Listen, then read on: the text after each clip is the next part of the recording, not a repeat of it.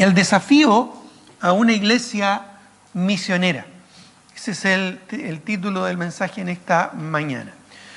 Como ya mencioné, Filadelfia es una de las 7 iglesias a las que el apóstol Juan escribió este mensaje que le fue delegado directamente del Señor Jesucristo, ahí en el libro de Apocalipsis. Hay diversas interpretaciones, varias interpretaciones y sobre todo aplicaciones de estas 7 iglesias. Ya, muchas personas, incluyéndome, vemos en ella una implicación profética, en donde cada una de estas iglesias representa distintos periodos de la historia de la iglesia. Por ejemplo, vemos la iglesia apostólica, la iglesia escrita, ¿verdad?, a Éfeso. Básicamente podríamos situarla en el primer siglo, el siglo en que estuvieron vivos todavía los apóstoles, hasta el último apóstol en vivir, que fue el apóstol Juan, justamente, ya exiliado allá en la isla de Patmos, quien allí partió a la presencia del Señor. Luego tenemos la iglesia perseguida, porque ahí hubieron las más grandes persecuciones imperiales entre los siglos segundo y cuarto. Ya hay persecuciones muy famosas y registradas, ¿verdad?, en la historia, como la de Diocleciano y otras, ¿verdad?, que fueron muy, muy severas, ¿ya? Y donde vemos que la iglesia fue grandemente perseguida, pero aún en esa persecución la iglesia siguió fortaleciéndose y en la sangre de sus mártires se regó, ¿verdad?, la semilla del Evangelio para que ésta siguiera produciendo fruto y mucho fruto. Luego tenemos la iglesia imperial, representada por la iglesia de Pérgamo, ¿verdad?, la iglesia apostólica, Éfeso, la iglesia perseguida, Esmirna, y la iglesia imperial, Pérgamo. De hecho, si tú lees después como tarea para la casa, puedes leer cada una de estas cartas a estas iglesias y ver ciertos aspectos que se relacionan con lo que yo te estoy mencionando.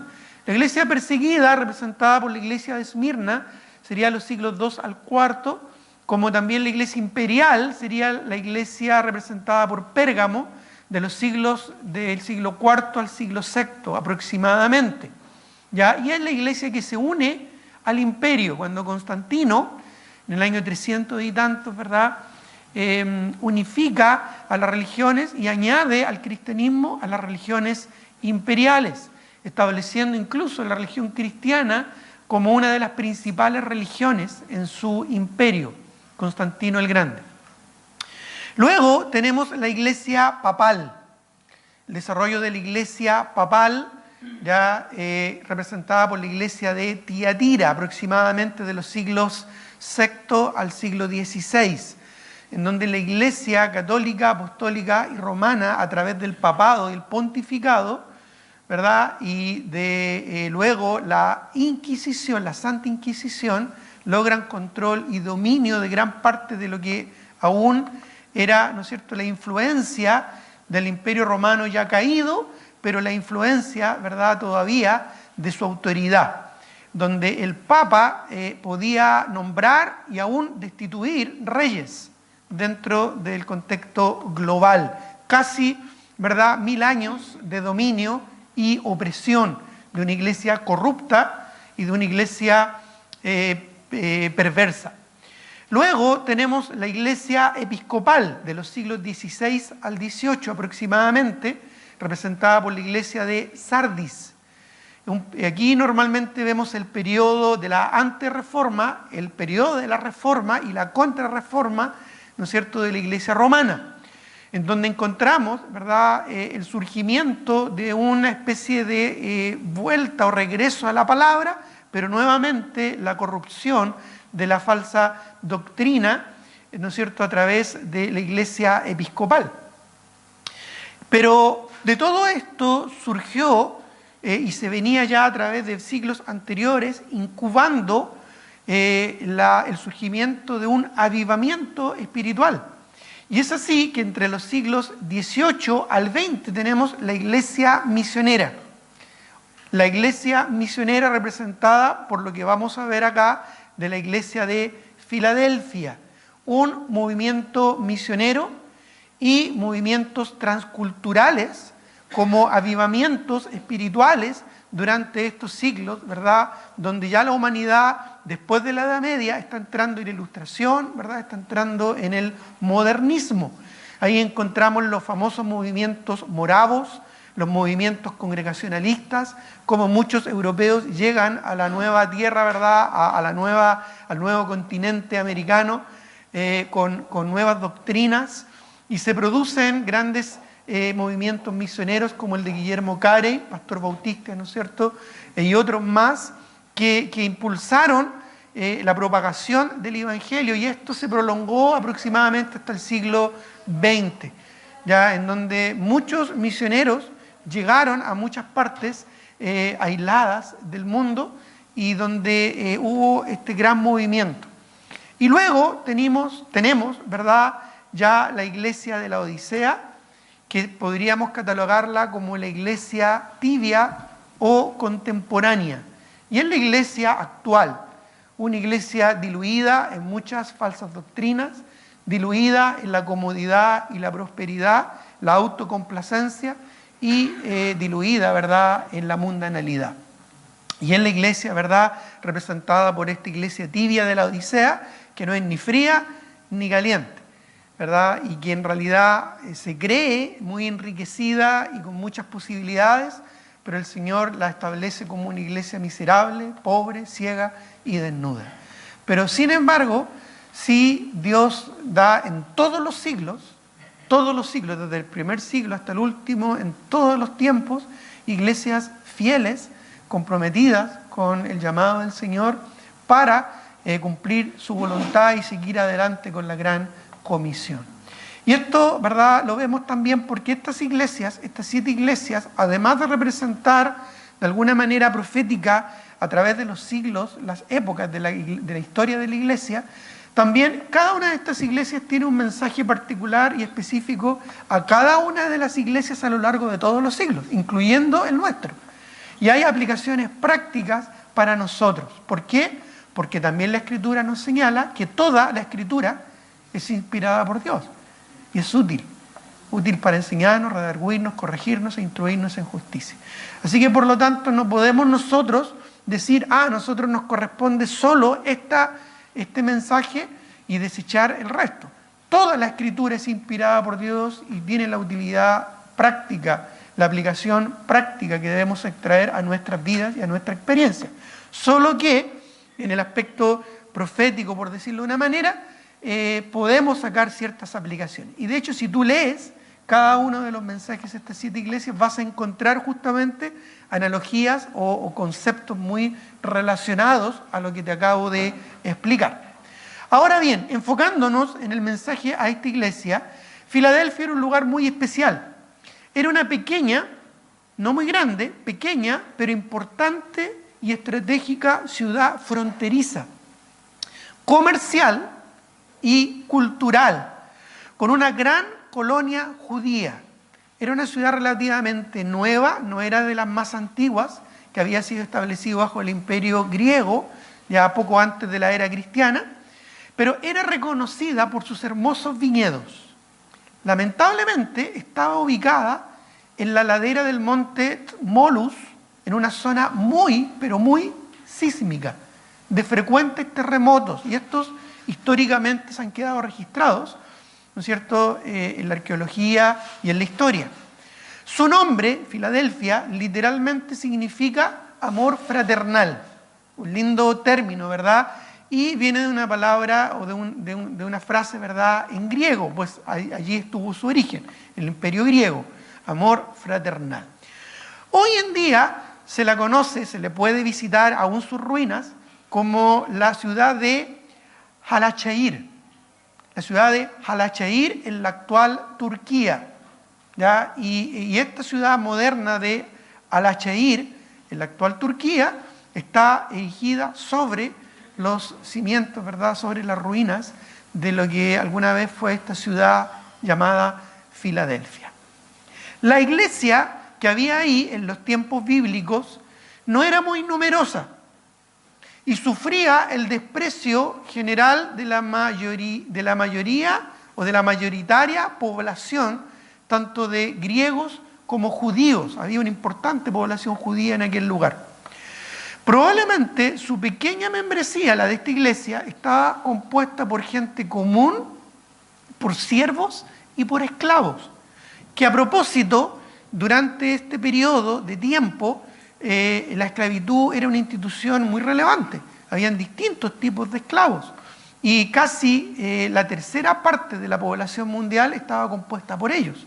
Algunos estaban en una esclavitud, ¿no es cierto?, que les impedía encarcelados o en labores, ¿no es cierto?, demasiado duras, pero otros tipos de esclavos normalmente hacían funciones como sirvientes.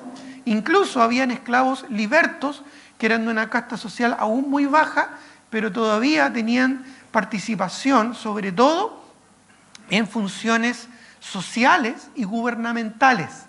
Y justamente esto está registrado históricamente a través de ellos, de este grupo de esclavos libertos, fue que gran parte del evangelio cristiano se expandió por todo el imperio. Ustedes se habrán dado cuenta que en la Escritura varias veces se hace mención de saludos, y muchos de estos saludos incluyen a funcionarios del imperio en aquellos días, ¿verdad?, que eran cristianos. Entonces es bien interesante, porque eran de alguna manera empleados públicos, ¿verdad?, repartidos por todos lados o enviados a distintos lugares donde siempre estaban llevando el mensaje del evangelio. Es muy posible que la membresía de esta iglesia estuviera compuesta por una buena cantidad de estas personas. Al parecer, sí podemos decir, por lo que implica la carta, que fue una iglesia estratégicamente usada por Dios para establecer otras congregaciones en diversos lugares, tanto de Asia Menor como más lejanos. No tenemos más referencias específicas en este sentido, pero por lo que implica, ¿verdad?, esta carta, esta breve, pequeña carta, ¿verdad?, enviada a esta iglesia, podemos inferirlo por este concepto de que ante ellos fue abierta una puerta, ¿verdad?, aunque no tenían mucha fuerza. Bueno, en conclusión a estas observaciones, ¿qué aplicación práctica podemos apropiarnos nosotros hoy en día? ¿Qué aplicación práctica podemos nosotros aprovechar? ¿Qué aplicación, ¿verdad?, concreta podemos extraer de lo que Juan escribió a la iglesia de Filadelfia? De esa manera ser enseñados, ser redarguidos, ser corregidos y también ser instruidos en la voluntad del Señor. Bueno, en primer lugar, número uno, si estás ahí tomando apuntes, es que debemos aprovechar las oportunidades que Dios nos pone por delante. Fíjate que en los versículos 7 al 8 se menciona un tremendo desafío. Dice, escribe el ángel de la iglesia en Filadelfia. Si nosotros tomáramos esto y lo aplicáramos a nuestra experiencia, podríamos verlo de esta manera. Escribe al pastor de la iglesia en Viña del Mar. Escribe a la iglesia bíblica bautista de Viña del Mar. ¿Qué nos está diciendo el Señor a nosotros? Bueno, dice ahí, esto dice el santo, el verdadero. Sabemos que eso hace referencia al Señor. ¿Quién es la verdad y la vida y el camino? Y nadie llega al Padre sino por Él. Juan 14:6, ¿verdad? Jesús dijo, yo soy el camino, la verdad y la vida. Nadie viene al Padre sino por mí. Él es el santo, Él es el verdadero y es además el heredero de la promesa, ¿no es cierto?, dada a David. El que dice tiene la llave de David, que representa, es un tipo de Cristo, del Mesías. Por lo tanto, es una clara referencia al Señor Jesucristo. De hecho, en todas las cartas enviadas a las 7 iglesias siempre se presenta de una manera particular el Señor Jesucristo en relación a las características, aspectos o desafíos particulares de la iglesia a los que les está escribiendo.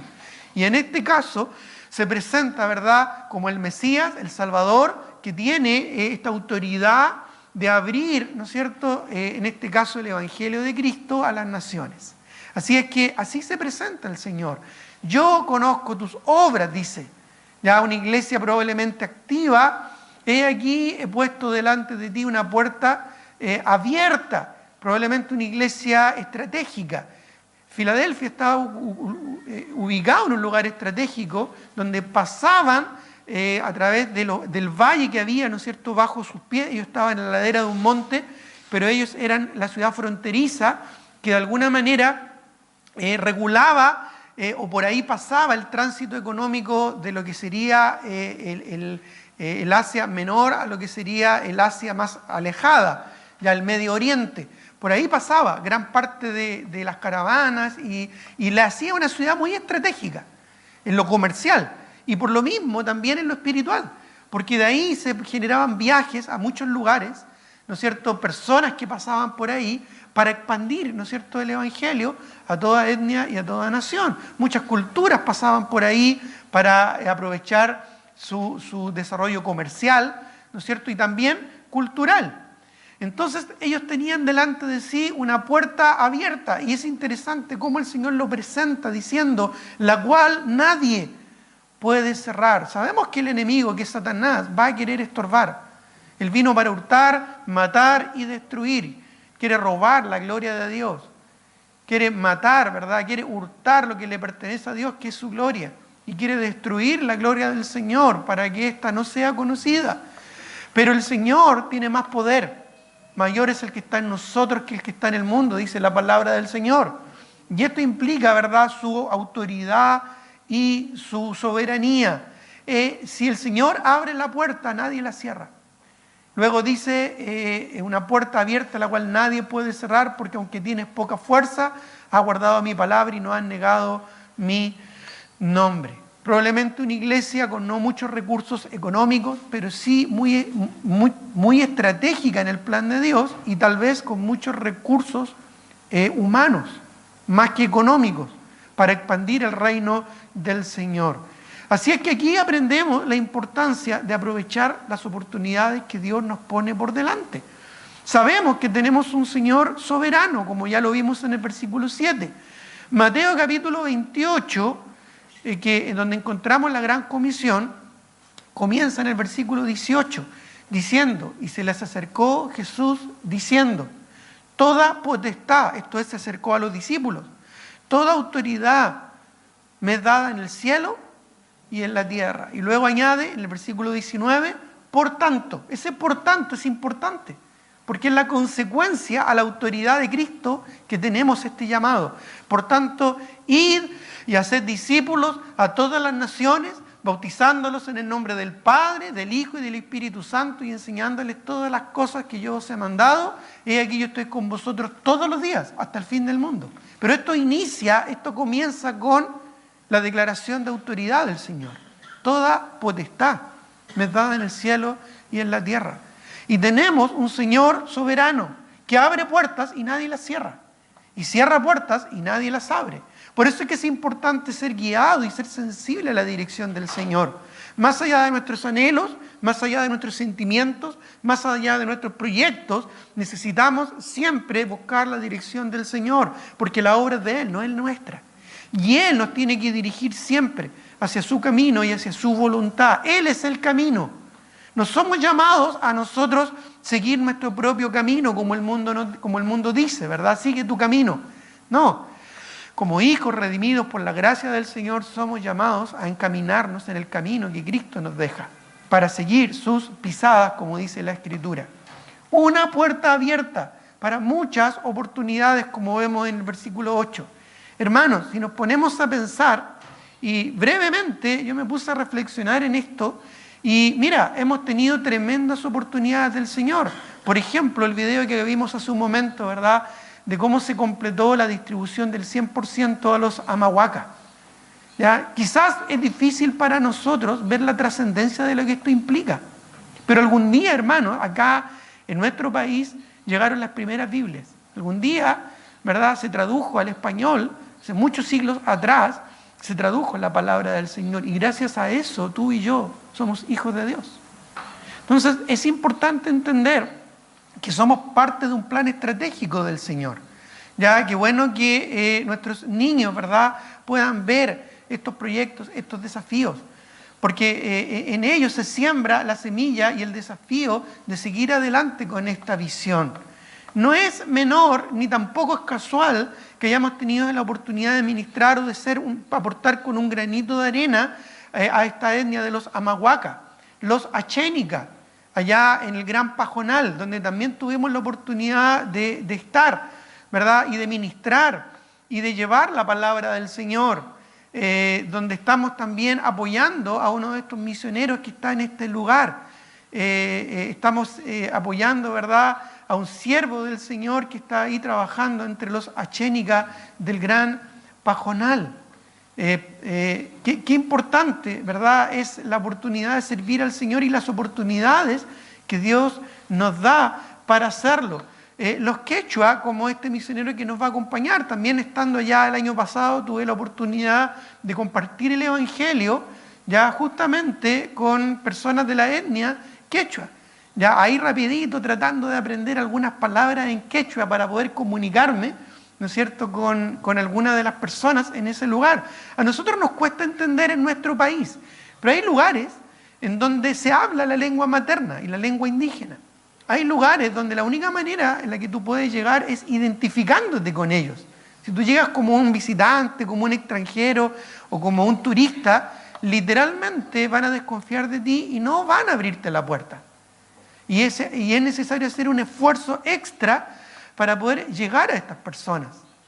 Entonces, lo que presentan nuestros niños de la escuela dominical no es simplemente una actividad bonita o una actividad, ¿no es cierto?, muy llamativa visualmente. No, hermanos, es capacitarlos, prepararlos y de alguna manera exponerlos a la importancia de tener una visión transcultural, de que no somos el centro del universo, que no somos los únicos, ni solo el mundo existe desde nuestro punto de vista, sino que somos parte de un plan mucho más grande, que es la extensión del reino de Dios a todas las naciones. Entonces tenemos la oportunidad de ministrar también allá entre los Achénica y los quechua, ¿no es cierto?, del Bajo y del Alto Amazonas, estando allá, ¿no es cierto?, en Nueva York del río Tigre, ya en Iquitos, en Nauta, en muchos lugares del Amazonas Bajo, donde hemos podido también ministrar ya a través de años, donde algunos de ustedes también me han podido acompañar a estos viajes misioneros, donde hemos podido llevar a otros pastores también y hemos podido aportar económicamente para el surgimiento de iglesias y de ministerios allá en estos lugares tan remotos y tan lejanos. En Paraguay, antes de involucrarnos allá en el Amazonas, algunos se recordarán, algunos de más antaño, tantos viajes que hicimos a Paraguay. A casi todas las ciudades de Paraguay estuvimos llevando la palabra del Señor, enseñando y ministrando. Desde Asunción, Ciudad del Este, Saltos del Guairá y otros lugares donde estuvimos allá ministrando la palabra del Señor. ¿Qué decir de Chiloé, donde hemos estado también yendo para allá? Algunos de ustedes también han viajado y han estado ministrando al Señor allá en este lugar. ¿Qué decir de otros lugares donde hemos tenido el privilegio directo de participar, como en Monte Águila, estableciendo una iglesia, en San Felipe, a través de los Bascuñanes, estableciendo una congregación, en Curauma, la iglesia de Piedra Viva, en Quillota, lo que estamos actualmente, ¿verdad?, haciendo en Villa Alemana, el testimonio que tuvimos por un buen tiempo en ese lugar. ¿Qué decir de España, donde tenemos, ¿verdad?, a los Dajani, en Marruecos, donde también pudimos estar, ¿verdad?, apoyando misioneros y físicamente estar también compartiendo la palabra del Señor?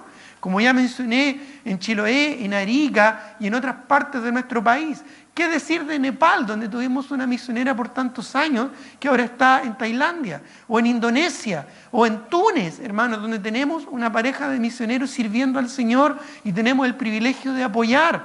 Y tantos lugares, hermanos, tantos lugares y etnias que hemos visitado, que hemos ministrado, y que a veces no nos damos cuenta de la trascendencia y de la oportunidad que Dios nos da de influir y de llegar con la palabra del Señor a estos lugares.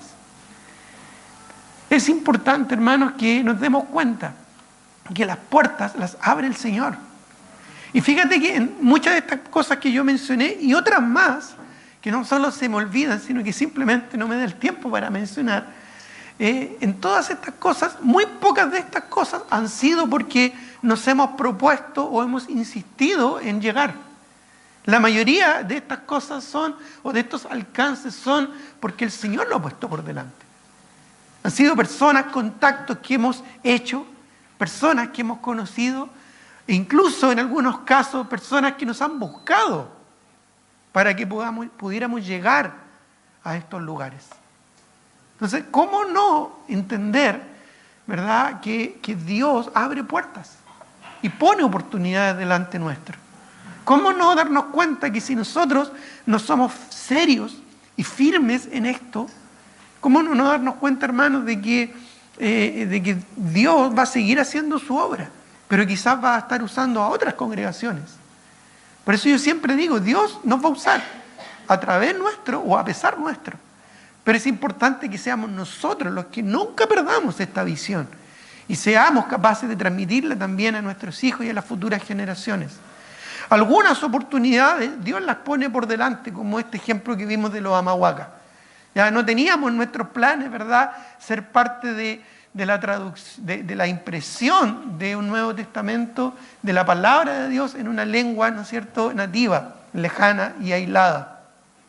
Pero por esas cosas del Señor conocimos al pastor Wilber, pude estar en su iglesia compartiendo, predicando, visitando diferentes lugares, diferentes etnias incluso dentro, porque es una iglesia muy interesante, muy multicultural, y entre ellos surgió esta inquietud de que ellos estaban trabados, ¿no es cierto?, en que ya habían logrado casi el 100% de la traducción, pero no tenían cómo distribuirla, porque son lugares muy remotos donde hay muy poca posibilidad económica. Y tuvimos el privilegio, ¿no es cierto?, de llegar hasta ese lugar y de hacer los contactos para nosotros participar, pero también involucrar a otras iglesias a través de la red Visión Global, una red de pastores que hemos logrado formar para que el evangelio en nuestro país despierte. Somos un país muy bendecido de parte del Señor y lamentablemente un país donde hay muy poca visión misionera. La mayoría de las iglesias de sana doctrina en nuestro país no tienen una visión misionera. Lo más que saben de misiones es simplemente mandar dinero, mandar plata a alguien que no conocen, que nunca han visto y que simplemente se consiguieron un contacto para decir que son iglesias misioneras. Pero de ir, de recibir, de apoyar y de involucrarse en proyectos como estos, muy pocas iglesias en nuestro país tienen esa visión. Así que les pido oración, hermanos, estén orando por eso, para que el Señor nos dé la oportunidad de seguir siendo influencia.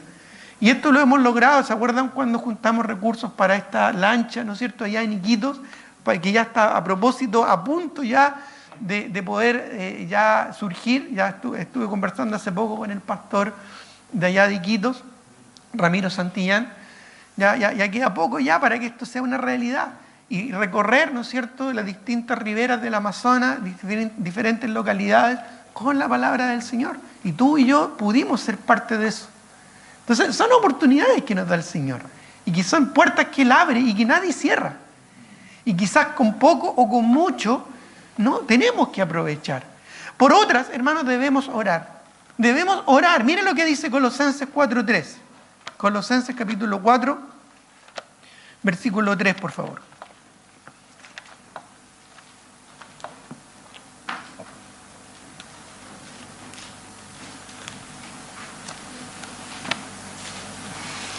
¿Lo tienes? Dice aquí la palabra del Señor. Colosenses capítulo 4, versículo 3.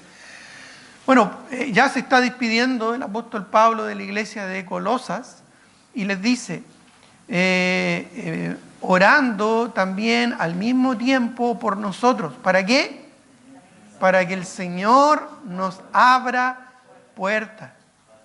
Dice, para la palabra, a fin de dar a conocer el misterio de Cristo, por el cual también estoy preso. ¿Sabes que el apóstol Pablo nunca pudo visitar la iglesia de Colosas? Nunca estuvo ahí. La iglesia de Colosas fue un esfuerzo misionero de la iglesia de Éfeso. ¿Ya? Y probablemente funcionaba en la casa de Filemón.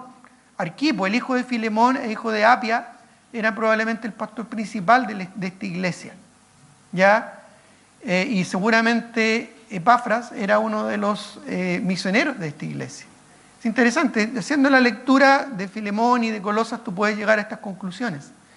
Pero es interesante que Pablo les pide oración, a pesar que nunca estuvo ahí y no fue el fundador de esta iglesia, pero sí le involucró en oración. Cuando una iglesia se involucra en oración, hermanos, nos involucramos en el plan del Señor a través de los siglos. Y aquí Pablo pide específicamente oración para que el Señor abra puertas.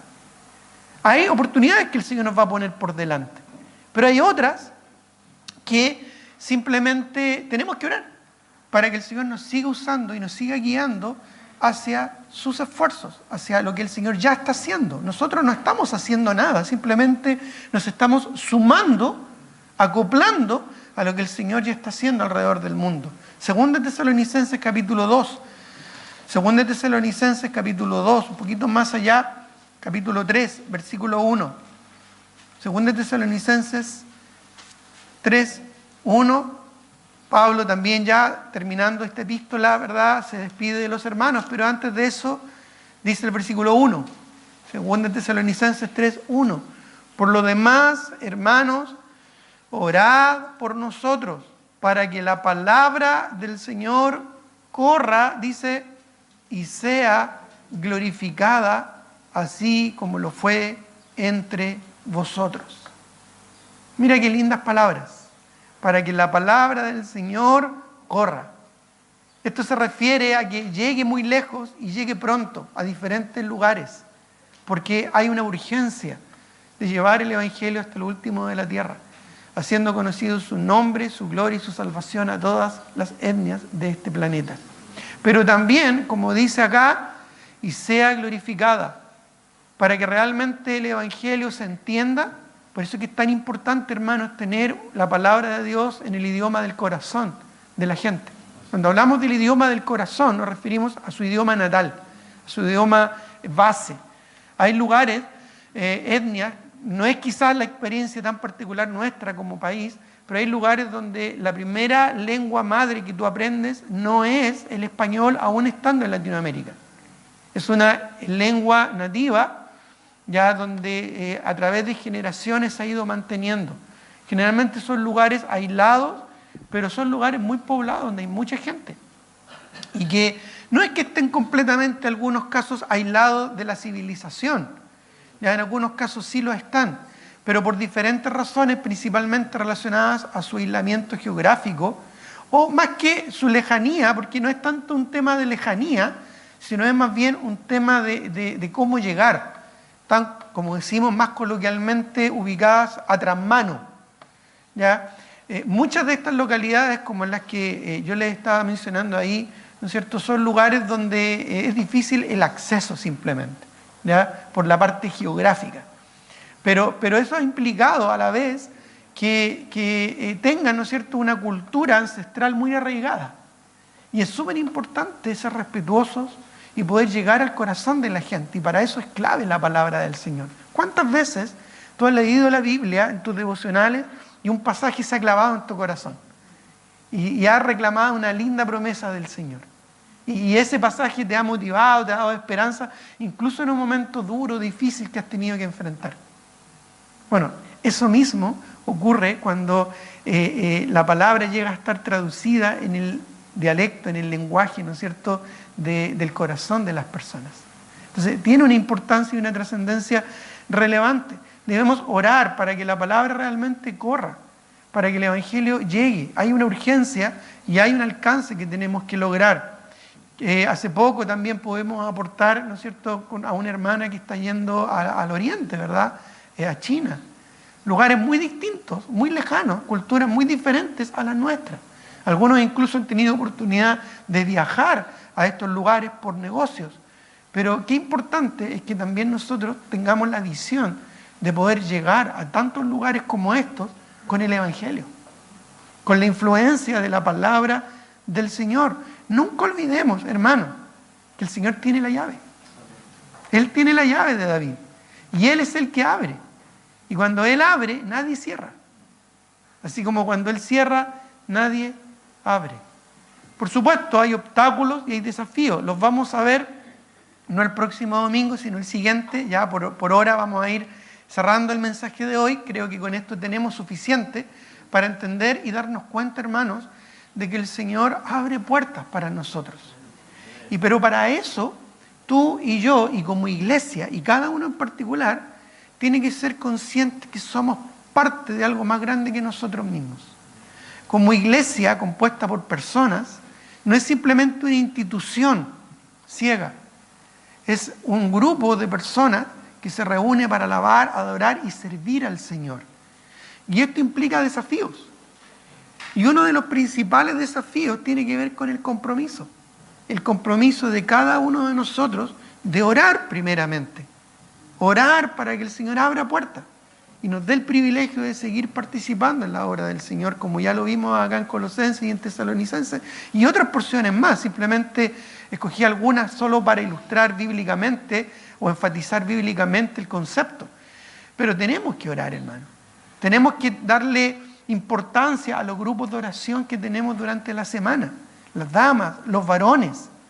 No podemos desecharlos, no podemos simplemente omitirlos en nuestra experiencia cotidiana. Debemos darle importancia, porque la oración es fundamental, es una de las herramientas poderosísimas y más grandes usadas por Dios en la obra misionera. Hay muchos lugares donde tú y yo jamás vamos a ir físicamente, pero sí podemos llegar espiritualmente a través de la oración. Así que no menosprecies ni no dejes de lado lo importante que es la oración. Añádete y participa en un grupo de oración. Y si no hay cercano o acceso a ti, comencemos un grupo de oración. Pero es importante orar, hermano.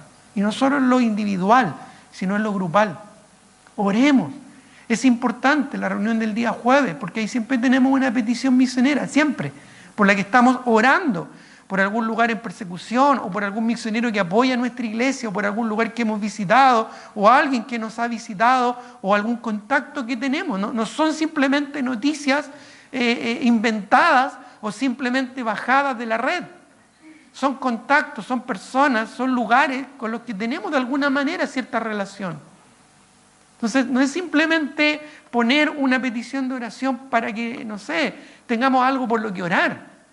No, hermanos, son esfuerzos concretos por esto mismo, de que el Señor abra puertas para la predicación del Evangelio.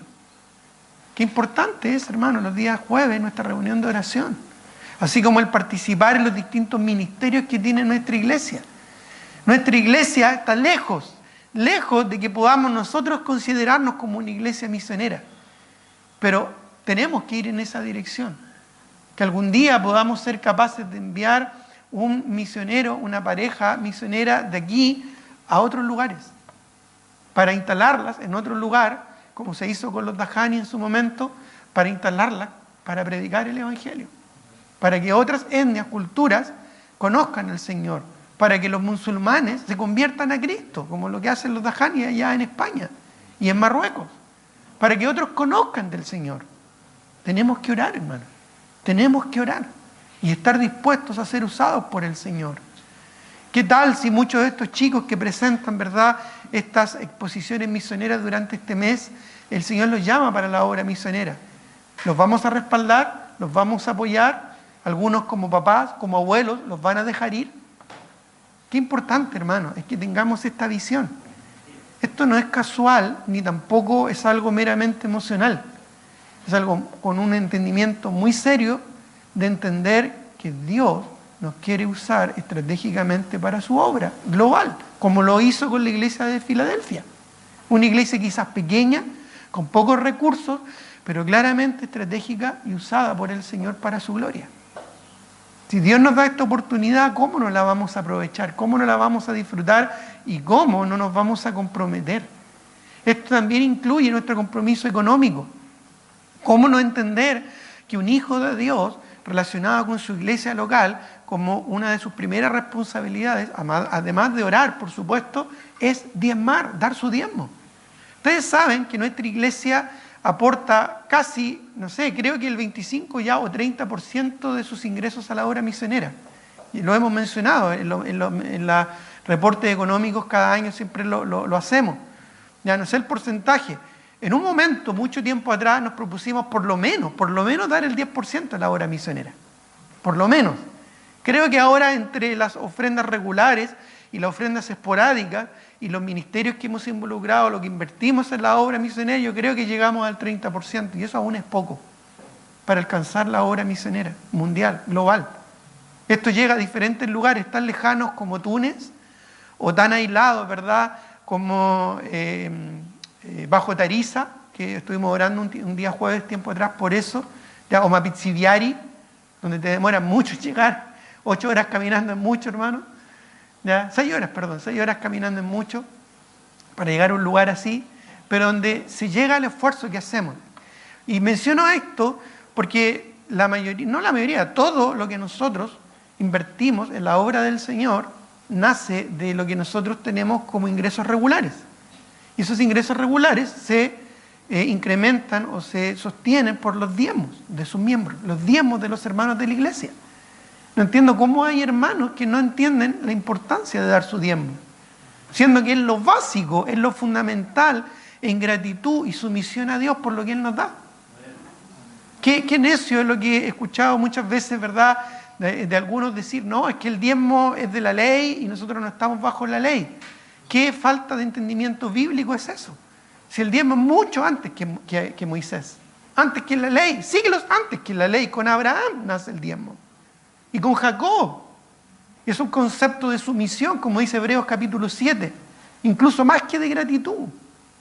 Entonces, entiende de que tu aporte y tu compromiso básico con la iglesia es la fuente y de alguna manera el respaldo para que todo lo que el Señor nos ha permitido hacer. ¿Y qué decir de las ofrendas? Que más allá del diezmo, cuando no damos nuestro 10% ya de lo que nosotros recibimos, ya, sino que damos algo, una cantidad, aunque sea el 90% de ese diezmo, eso no es un diezmo.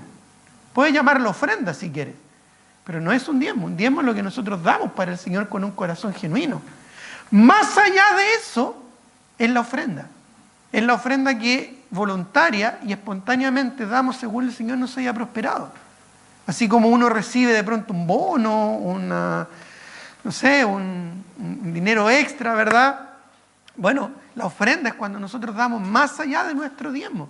Y eso es lo que nos permite ahorrar e invertir en otras cosas más relacionadas incluso con nosotros mismos. Ya, por ejemplo, comprar masillas, eso nace de las ofrendas. Ya, comprar parlantes para hermano Felipe, ¿no es cierto? Ya nace ahí de las ofrendas, ya, cosas para nosotros. Pero te fijas que en el concepto que tenemos como iglesia, para nosotros, fijo y estable, como compromiso serio y permanente, tiene más relevancia la importancia de involucrarnos en la obra del Señor. Tomo el tiempo para explicar esto porque no siempre se entiende o no siempre se sabe. Pero a eso le damos prioridad, hermano. Busca primero el reino de Dios y su justicia, el reino de Dios. Y todas las demás cosas, incluyendo los parlantes, ¿no es cierto? Y los teclados y todas las cosas de los músicos, también se van a suplir, ¿o no? Amén. Amén, hermano. Pero primero el Señor, primero su reino, primero su gloria. En lo práctico, en lo concreto, en lo como decimos, ¿verdad? Catch. Qué importante darle la gloria al Señor. Porque donde esté vuestro tesoro, ahí estará tu corazón. Y nuestro tesoro tiene que estar en la gloria de Dios. Entonces, fui muy honesto y muy sincero y muy abierto en explicar estas cosas, hermanos, para que nos demos cuenta que es importante nuestro compromiso individual, para que la obra apunte hacia la gloria de Dios. Y no simplemente es un llamado al aspecto económico o el dinero. El primero de todo tiene que ver con la oración y con el compromiso de involucrarse en la obra del Señor. La iglesia, hermanos, no es un supermercado donde tú simplemente vas a escoger lo que a ti te agrada. La iglesia, hermanos, es una institución para involucrarse por completo en todos sus servicios, ministerios y compromisos para llevar adelante el reino de Dios al universo. Y no tiene que ver necesariamente con nuestros problemas solo individuales o personales que tenemos que rendirlos al Señor. Tenemos una labor mucho más grande que nosotros mismos. Mucho más grande que aún nuestros problemas terrenales y temporales de esta tierra. Porque aún nuestras dificultades personales, hermanos, van a pasar a un segundo plano cuando lleguemos a la gloria eterna. Y eso, hermanos, va a tener trascendencia eterna. Conságrate, entrégate al Señor y sé parte de algo grande para la gloria de Dios. Y eso es lo que esta iglesia ahí en con Filadelfia, ¿verdad?, tuvo la oportunidad. Así es que quedémonos con eso en nuestro corazón, hermanos. Después vamos a seguir con este estudio de esta iglesia. Quiero tomarme el tiempo en realidad para hacerlo y deseamos desafiados, como dije, a aprovechar las oportunidades. Tienes una iglesia que tienes que aprovechar y hay oportunidades que tienes que aprovechar para involucrarte, participar y servir en el reino del Señor. Tengamos un momento de oración.